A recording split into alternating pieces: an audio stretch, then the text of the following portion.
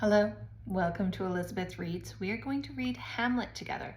This is a Hamlet done by Usborne Books, which is one of our Young Readers series. I believe it's from Young Readers Series 2, and it's rewritten. Obviously, it's not fully a Shakespearean language because that would not be good for young readers. So let's read it together. Chapter 1, The Dead King. It was a bitterly cold night in Elsinore in the kingdom of Denmark. 3 men huddled together on the battlements of the king's castle. They were waiting for someone. A young man named Horatio stood with 2 of the king's guards. "I think you were seeing things last night," he began. "Shh," hissed one of the guards. "It's here." Horatio gasped. A shadowy figure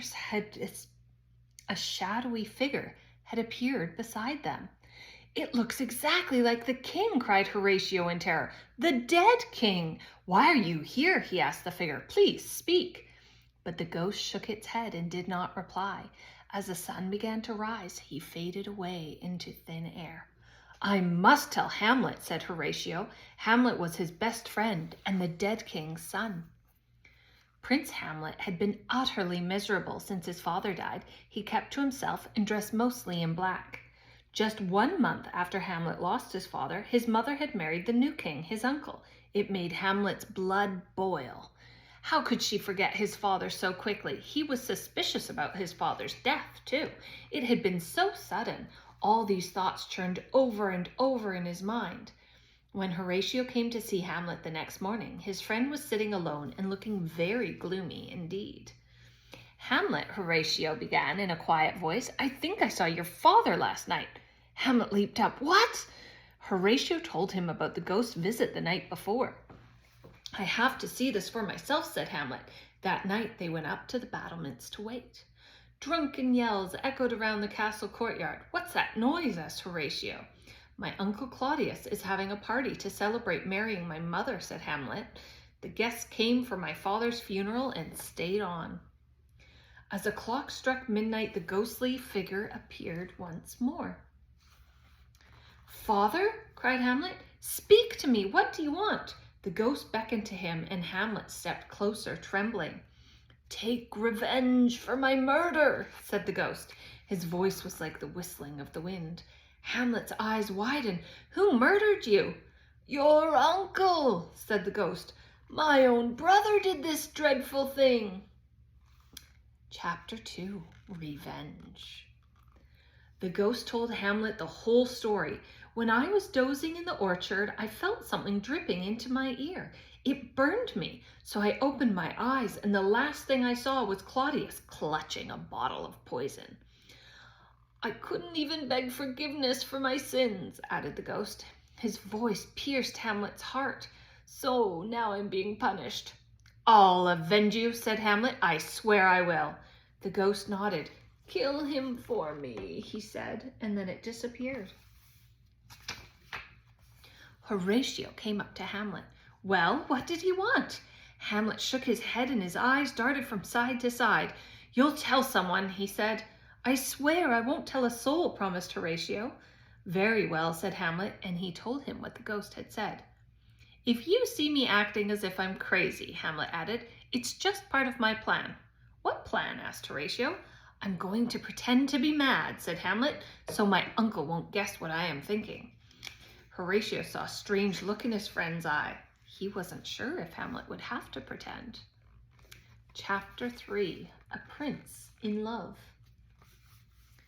King Claudius," called a voice. It was Polonius, the king's advisor. He came rushing into the throne room. "Hamlet has gone mad," he announced, "and I know why." The king started. "Mad?" "Yes," panted Polonius. "He came into my daughter Ophelia's chamber and ranted and raved. He's mad with love, you see," explained Polonius. "Ah," the king sounded relieved. "I would like to see this for myself." Polonius smiled smugly. "Let's send Ophelia to Hamlet's room, then hide and watch them. You'll soon see how the poor boy has lost his wits over my beautiful girl." The king wasn't sure if he entirely believed Polonius, but he agreed to the plan, and they hid behind a curtain to spy on Hamlet.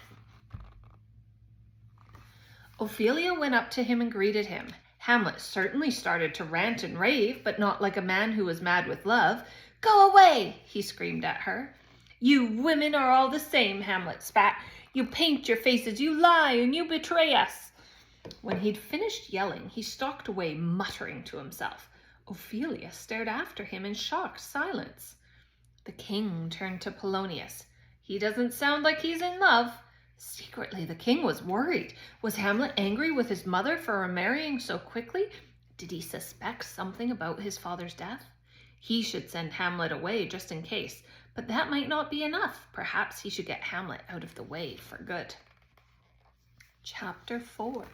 The Play.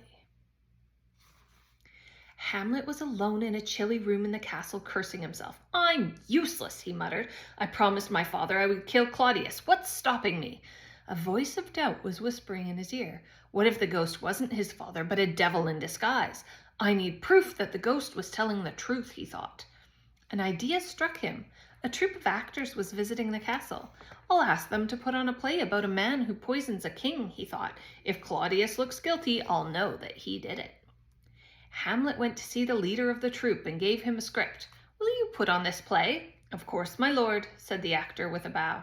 That night the king and queen settled down to watch the play.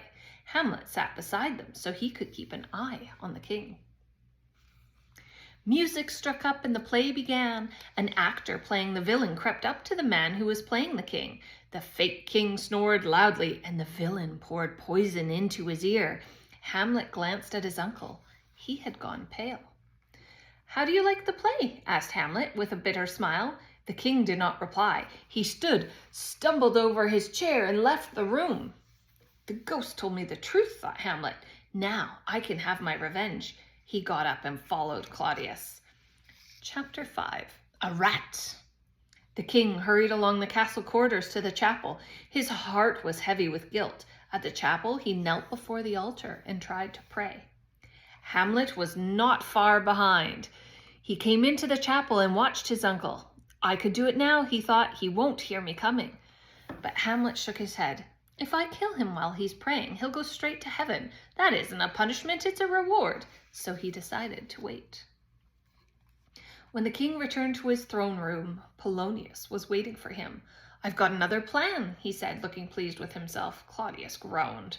We should send Hamlet to talk to his mother, Polonius went on. Perhaps she can get him to stop behaving like a lunatic. I'll hide and listen in. So Hamlet was summoned to his mother's room. He strode in with a face like thunder. Hamlet, you've offended your stepfather, his mother scolded. Mother, you offended my father by marrying my uncle, replied Hamlet. He grabbed her. His eyes flashed with fury. Help, help, cried his mother, and there was a noise from behind the curtain. Hamlet whipped out his sword, crying, What's that, a rat? He plunged his sword through the curtain and into Polonius. There was a terrible groan. Was that the king? Said Hamlet, and he pulled the curtain aside. Oh, he said as Polonius' body fell out, it's you. He shrugged. I'm sorry I killed you, but it can't be helped. He began to drag the dead man out of the room. He's mad, sobbed the queen. When the king heard what had happened, he called for Hamlet. Where is Polonius's body? He asked, but no one knew where Hamlet had hidden it. He's at dinner, said Hamlet. He grinned, with the worms. Only they're eating him, not the other way around. The king saw his chance. Hamlet, he said, my dear son, you cannot possibly stay in Denmark now. I'll send you to England to keep you safe. Hamlet agreed to go, but he was sure that the king was up to no good. Chapter 6. The Mad Sister. The king and queen were in the throne room some days later when Polonius's daughter Ophelia drifted in.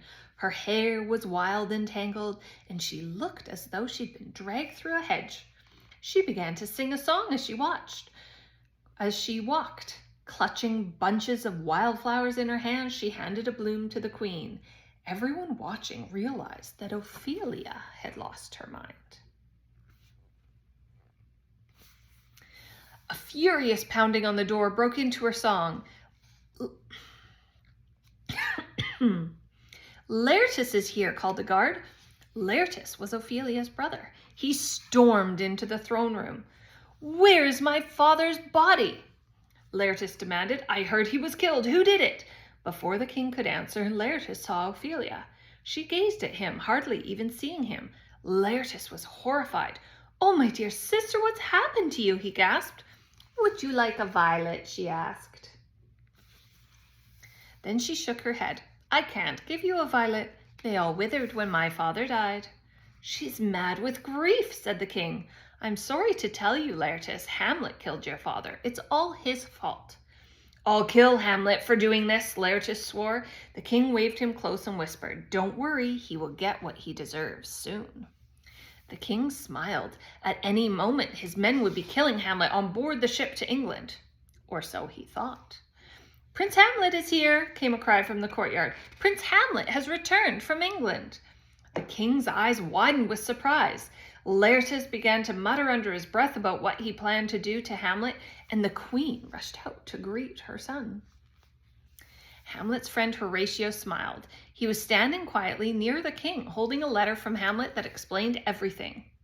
"The king's men turned on me, as I suspected they would, but at that very moment we were attacked by pirates, and I managed to stow away on the pirate ship.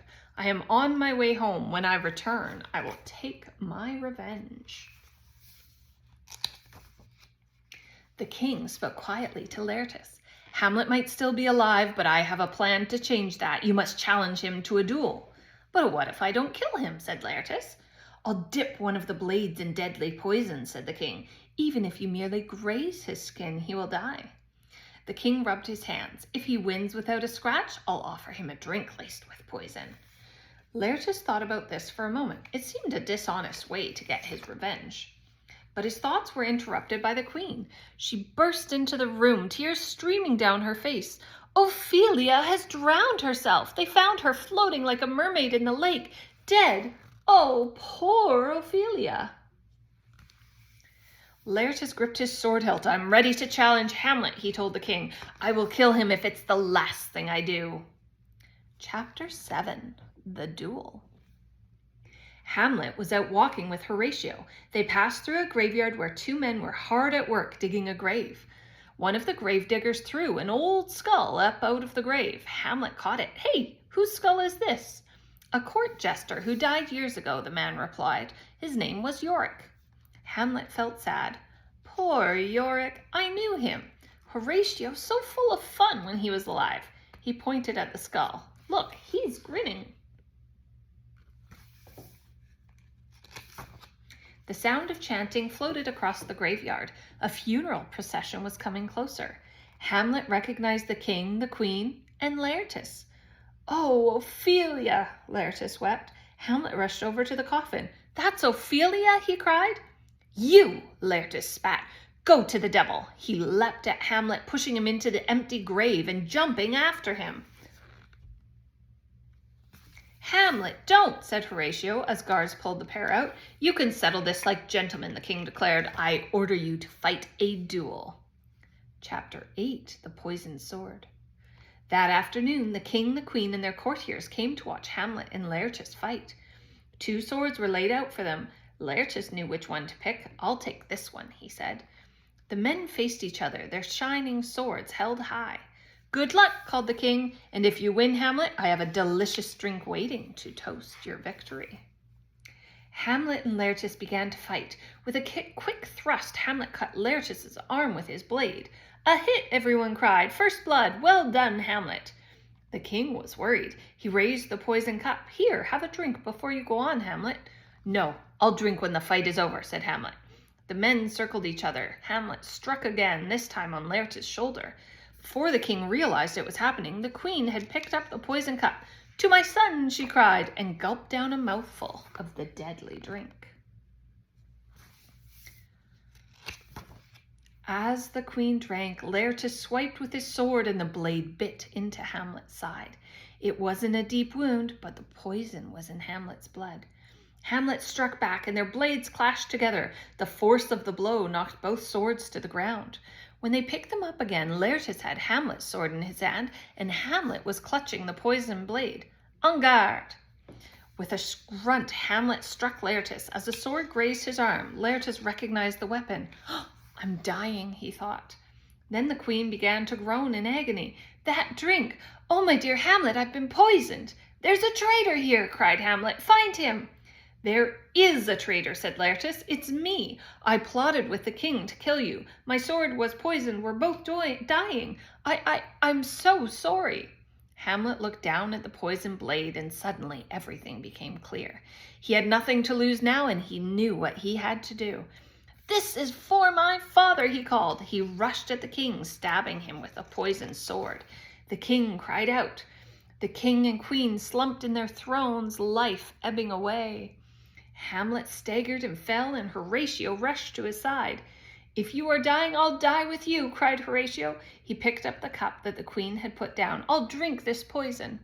Hamlet raised a hand. "Don't, please. I want you to tell the world my story," he said. His voice was growing weak. "Remember me," he whispered. "The rest is silence." The end of Hamlet.